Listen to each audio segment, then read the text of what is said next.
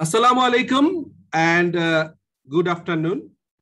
Fair presentation and compliance with IFRS আমি আজকে যে বিষয় নিয়ে কথা বলবো। আমরা যারা অ্যাকাউন্টসে কাজ করি আমরা জানি যে আমাদের যে অডিট রিপোর্ট হয় বা আমাদেরকে বলতে হয় we present our financial statement fairly এবং with the compliance with IFRS. So এই ফেয়ার প্রেজেন্টেশন হতে হলে কি কি করতে হবে এবং কমপ্লায়েন্স উইথ IFRS হতে গেলে কি কি করতে হবে এবং কি কি করা যাবে না সেটা নিয়ে আজকে ডিসকাশন। সো আমরা প্রথমে যদি বলি যে the financial statement must present fairly the financial position, the financial performance and cash flow of the entity. So balance sheet, income statement এবং cash flow এই তিনটি হচ্ছে আপনার fairly present করতে হয়। Fair presentation requires faithful representation of the effect of the transaction, other events and condition in accordance with the definition and recognition criteria for asset, liability, income এবং expense set out in the framework. আমি আগেও বলেছি যে IFRS এর যে framework আছে সেই framework অনুযায়ী আপনার অ্যাসেটের রিকগনিশন, লায়াবিলিটি রিকগনিশন, ইনকাম এবং এক্সপেন্সের রিকগনিশন এবং ডেফিনিশন যেটা আছে সেই অনুযায়ী আপনার সেট অফ ফাইন্যান্সিয়াল স্টেটমেন্টের রিফ্লেকশনটা প্রপারলি দেখিয়েছেন কিনা সেটির উপর ডিপেন্ড করবে যে আপনি কতটুকু ফেথফুল রিপ্রেজেন্ট করছেন। So if you are presenting your asset, liability, income and expense properly as per the definition and recognition criteria set out by the IFRS framework তাহলে আপনি বলতে পারবেন যে আপনি ফেথফুল রিপ্রেজেন্টেশন করেছেন। আর ফেথফুল রিপ্রেজেন্টেশন মানেই হচ্ছে fair presentation.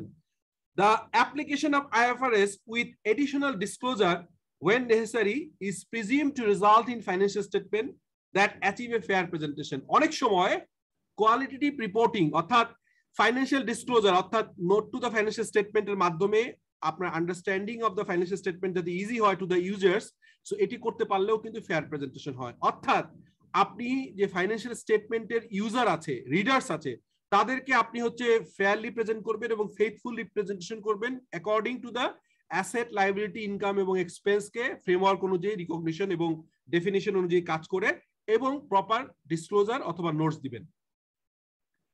IAS 1 requires an entity when financial statement comply with IFRS to make an explicit and unreserved statement of such compliance in the notes.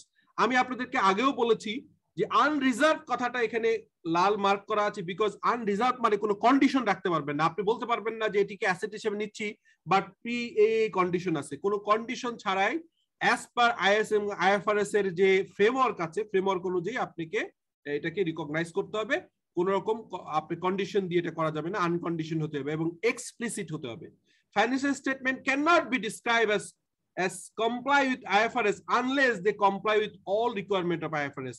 অর্থাৎ IFRS এর যে international financial reporting standard IFRS, international accounting standard IAS, ইফরিক বলে international financial reporting interpretation যে আছে এবং SIC interpretation, এই চারটা IFRS এবং IAS এর যে চারটা এলিমেন্ট আছে চারটাই প্রপারলি কমপ্লাই করলেই আপনাকে বলা যাবে যে you are compliance with the IFRS, otherwise you are not.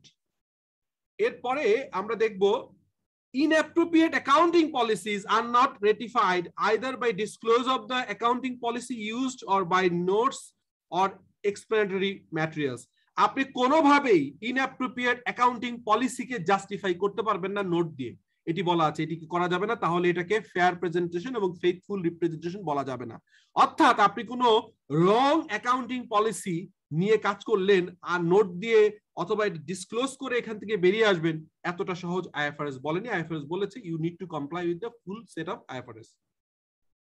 Then IAS 1 acknowledge that in extremely rare circumstances, খেয়াল রাখেন আমি লাল মার্ক করে দিছি, extremely rare circumstances management may conclude that compliance with IFRS requirement would be so misleading that it would conflict with the objective of financial statement set out in the framework.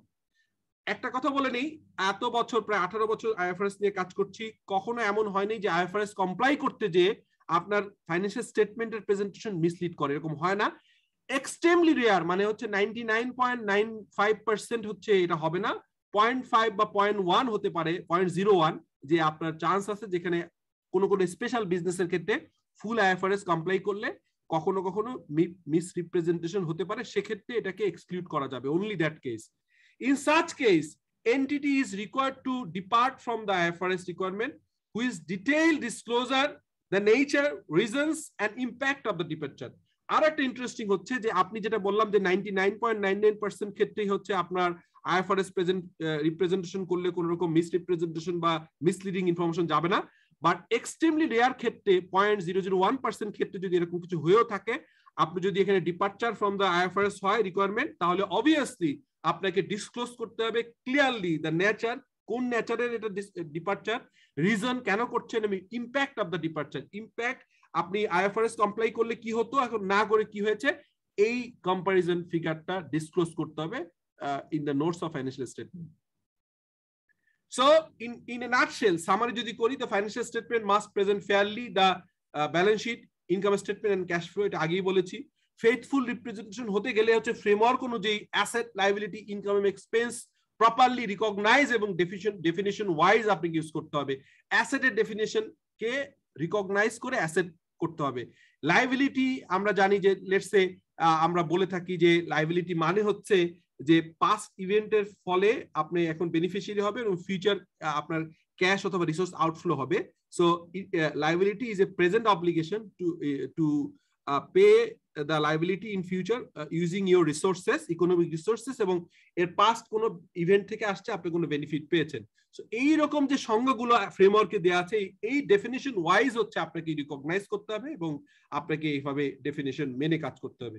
IAS 1 requires that an entity whose financial statement comply with IFRS make an explicit and unreserved statement of such compliance in the notes. আপনাকে clear করতে হবে যে আপনি properly explicitly কাজ করেছেন এবং কোন রকম কন্ডিশন ছাড়াই IFRS এ আছেন।